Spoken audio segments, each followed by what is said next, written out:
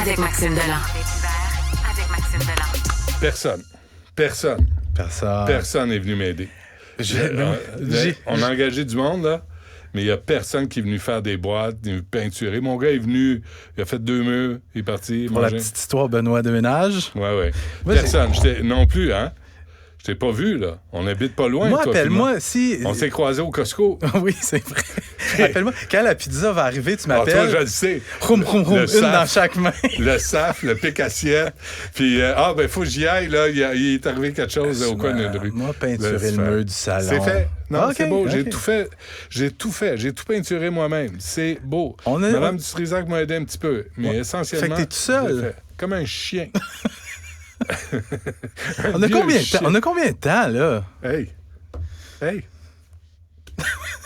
C'est moi qui décide. OK.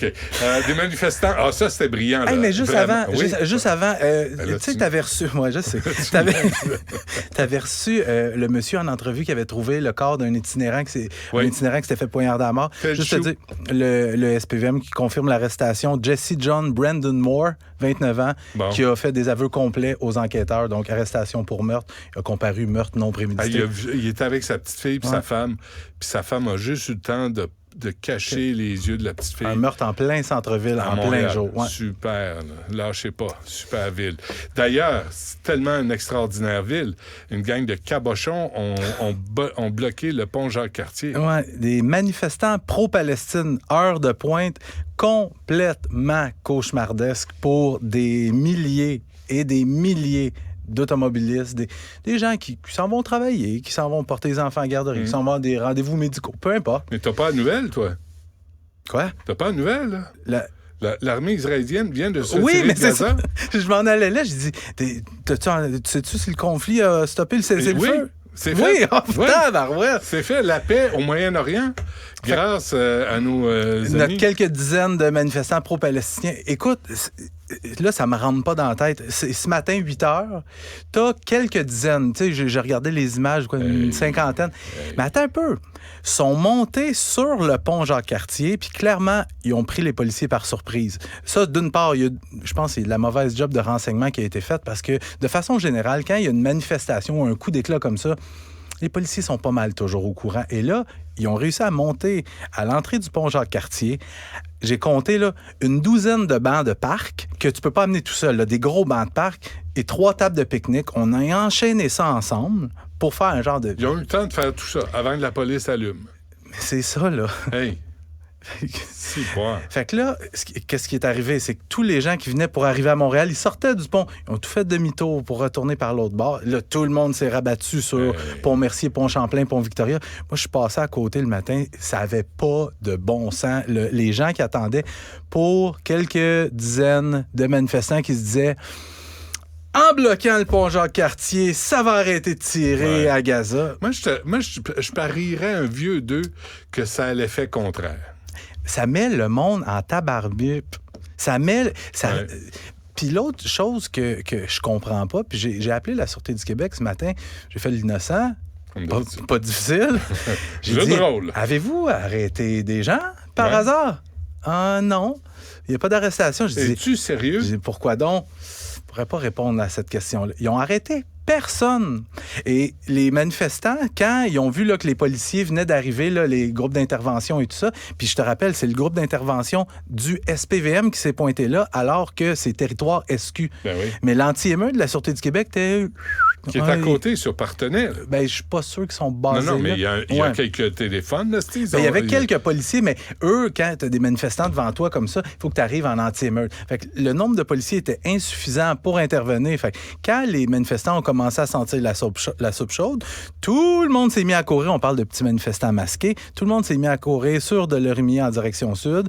Ça s'est dispersé. C'est tout rentré dans le métro Papineau. Est-ce que je dois te rappeler, Benoît, que durant la pandémie, nos chums, les farfadas, qui ont bloqué le tunnel, on les a retrouvés, on les a accusés, puis si je ne me trompe pas, ils ont été condamnés. Mm-hmm.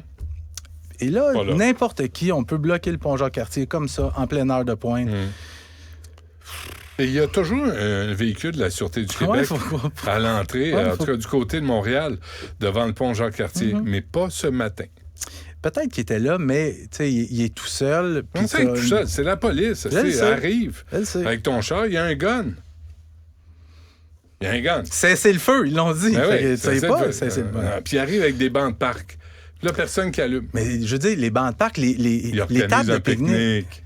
Il organise un pique-nique. Ça s'installe pas de même. Bon. Mairesse de Longueuil sous protection policière. Hey, ça va bien, hein? Ben oui. Ça va bien. Combien de maires et de mairesses ont démissionné dans les dernières années, écœurés de se faire harceler, se faire intimider, se faire menacer? Dans le Journal de Montréal ce matin, c'est le collègue Jonathan Tremblay qui nous apprend que la mairesse de Longueuil, Catherine Fournier, est sous protection policière. Elle aurait été visée par des menaces de mort concernant sa gestion du dossier dans la fameuse saga des cerfs de Virginie. Les cerfs, pour la petite histoire, la saga des cerfs de Virginie, c'est au parc Michel Chartrand à Longueuil. Il y avait trop de cerfs, mais on parle pas de beaucoup, là, peut-être de 6, 7, 8. On voulait les abattre en 2020. Et là, il y a des gens qui sont montés aux barricades, dont Anne-France Goldwater. On salue. Oui. Et là, la ville de Longueuil a fait ses devoirs. On a demandé des spécialistes, puis des experts. Puis tout ce processus judiciaire-là pour en venir à la fin octobre, où la Cour d'appel a tranché, on dit on va les abattre. Mais pendant ce temps-là, la population de cerfs de Virginie dans le parc Michel Chartrand a pas loin de quadruplé. Ben oui. Fait que là, au lieu d'en tuer quelques-uns, on va en tuer une centaine. Ouais. À l'arbalète. Oui, puis c'est dans ce contexte-là que Catherine Fournier a été menacée de mort. Puis tantôt, on entendait, tu sais, Karianne Bourassa qui se fait prendre au collet par un maire. Ben oui. Les gens, ça va? Non, mais... Je pense que c'est Walt Disney qui a fait des menaces. J'ai compris sur le tard. Ah oui, c'est long, hein? C'est correct. Ah, puis, parce qu'il a été dégelé. Oui. C'est ça, hein? Oui. Ah, OK. Demi-tonne de cannabis, il faut y aller. Oui, je termine là-dessus. Opération policière d'envergure menée par la SQ hier dans la grande région de Montréal. Regarde, Montréal, Saint-Bruno-de-Montarville, Chambly, Lac-Prairie, 17 perquisitions, 7 arrestations. On parle de gens des hommes, femmes entre 19 et 76 ans. Ah! Les policiers qui ont quand même saisi 470 kilos de cannabis illégal. Je dis illégal parce que le cannabis, tu peux l'acheter, mais celui-là... À la SQDC? Oui, mais celui-là est illégal. Est-ce qu'il est meilleur? Non, il est plus shooté aux produits chimiques. Il buzz plus. Ben oui. J'allais dire une tonne et demie. 1,5 kg de cocaïne, 3 armes à feu et quand même près d'1 million de dollars en argent comptant. Ah, il y a des armes à feu. Oui. Ça tue le party, ça. Merci, Maxime. Salut.